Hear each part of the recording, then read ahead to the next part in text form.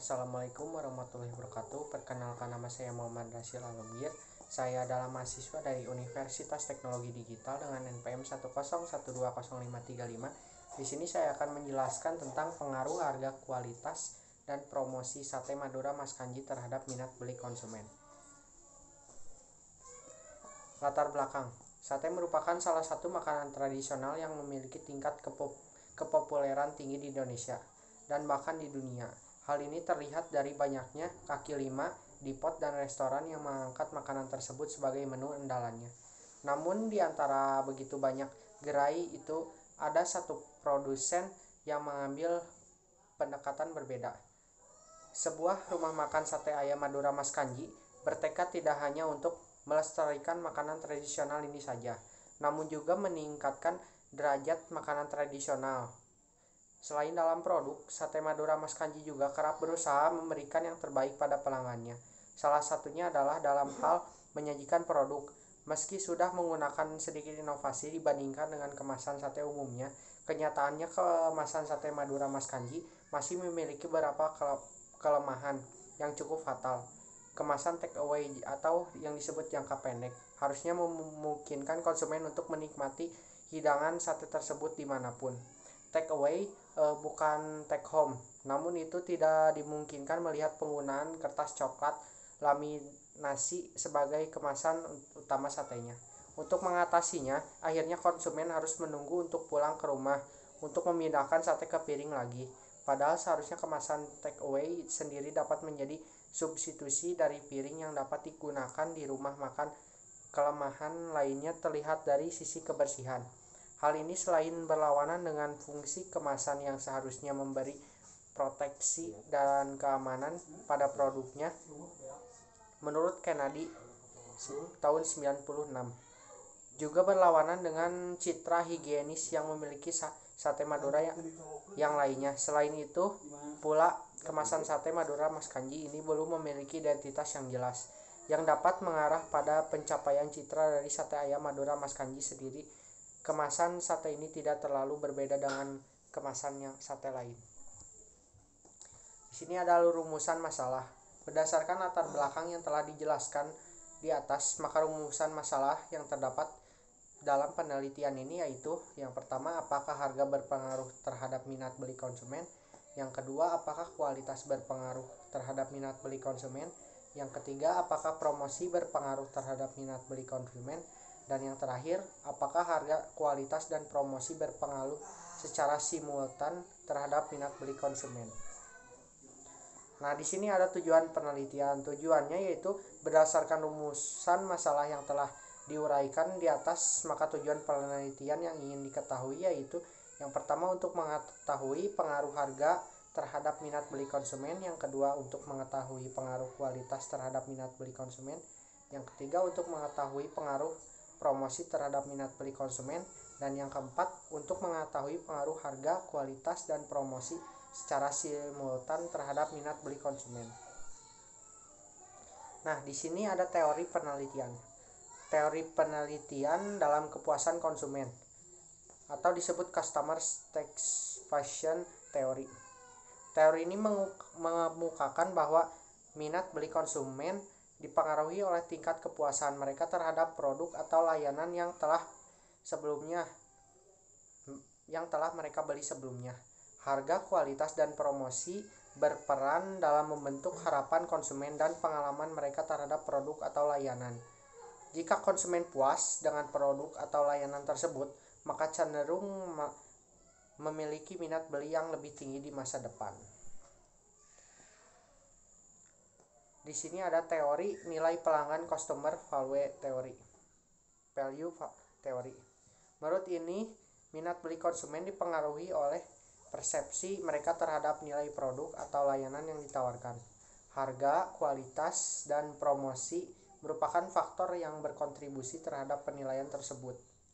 Konsumen cenderung lebih tertarik untuk membeli produk atau layanan yang memberikan nilai yang lebih tinggi dibandingkan dengan harga yang dikenakan. Yang ketiga ada teori penawaran dan peminatan atau mensupply. Teori ini menjelaskan hubungan antara harga, kualitas, promosi, dan minat beli konsumen dalam konteks pasar. Menurut teori ini, harga berperan sebagai faktor penting yang mempengaruhi minat beli konsumen. Kualitas dan promosi juga dapat mengaruhi permintaan konsumen. Misalnya jika konsumen menganggap kualitas produk tinggi dan promosinya menarik, mereka cenderung memiliki minat beli yang lebih besar, meskipun harga sedikit relatif tinggi. Di sini ada metodologi penelitian. Ada dua jenis penelitian yang dipakai. Yang pertama, penelitian yang penulis dilakukan yaitu menunjuk pada penelitian kualitatif dan kuantitatif, di mana metode ini dipakai untuk meneliti pada populasi atau sampel tertentu. Pengumpulan data menggunakan alat ukur instrumen penelitian. Analisa data bersifat kuantitatif atau statistik dengan tujuan untuk menguji dan membuktikan hipotesis yang telah dibuat serta diwawancara secara langsung dengan beberapa konsumen. Yang kedua, penulis juga menggunakan metode survei, di mana penulis akan langsung menyebarkan link survei kepada calon narasumber untuk mendapatkan data dan menguji hipotesis sosiologis dan psikologis. Teknik pengumpulan data dengan pengamatan yaitu kuesioner atau mengisi angket, dan hasil penelitian cenderung untuk digeneralisasikan. Populasi dan sampel. Populasi adalah keseluruhan subjek penelitian. Populasi adalah seluruh data yang menjadi perhatian kita dalam satu ruang lingkup dan waktu yang kita tentukan.